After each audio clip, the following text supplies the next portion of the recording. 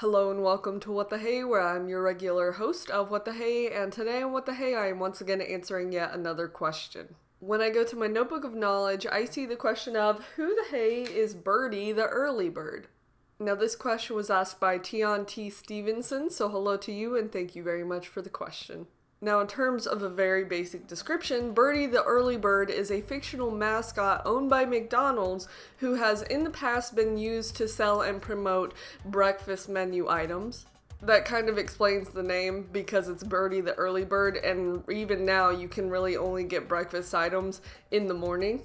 The initial kind of showcase and release for Birdie the Early Bird would be in the 1980s. More specifically, 1986 was the first ever commercial showing Birdie. Specifically, that commercial has the title of the night Birdie the Early Bird came to McDonald Land, and essentially she comes from this egg and everyone's like, whoa, a bird.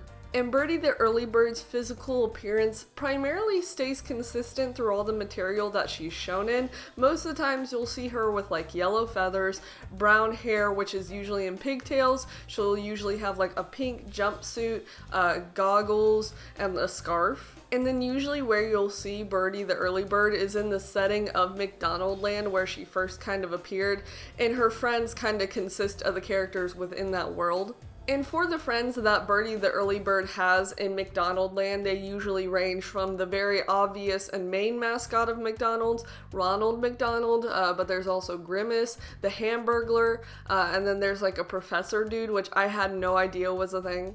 Within the material that she's featured in, you kind of get a look at Birdie the Early Bird's personality. For the most part, she's friendly like all of the other main mascots, but she tends to also be clumsy and very doubtful of her abilities because one of the first kind of main commercials is her trying to learn how to fly, and she kind of feels like she's failing at it, but she eventually does it. So she has some insecurities for some reason, but I guess it works. And actually, speaking of the stuff that Birdie the Early Bird has actually been featured in, they range from obviously commercials, but you also have stuff like the Wacky Adventures of Ronald McDonald, which I had no idea was a thing, but then you also have print advertisements, so a good bit of merchandise.